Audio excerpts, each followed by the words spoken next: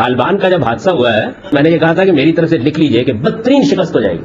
تو ایک صاحب نے جمعے کی نشست میں مجھ سے پوچھا کہ آپ کو الہام ہوا ہے؟ میں نے کہا قرآن میں لکھا ہوا ہے. الہام کیا ہونا ہے؟ اللہ تعالیٰ کا قانون قرآن میں لکھا ہوا ہے, اس میں واضح بالکل کہ یہی ہونا ہے, اس میں دو رائے نہیں. اور پھر میں نے سمجھانے کی کوشش کی لوگوں کو, یہ ہو گیا ہمارے ایمانی جذبے کی غیرت کا تقاضا یہ ہے کہ یہ کرے.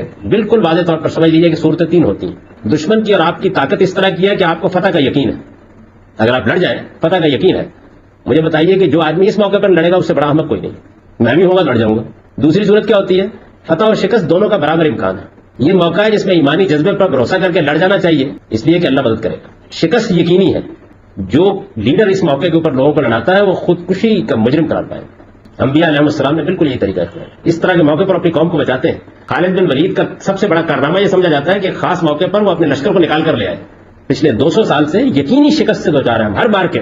تو یہ ضروری ہے کہ اس موقع کے اوپر مسلمانوں کو بچانے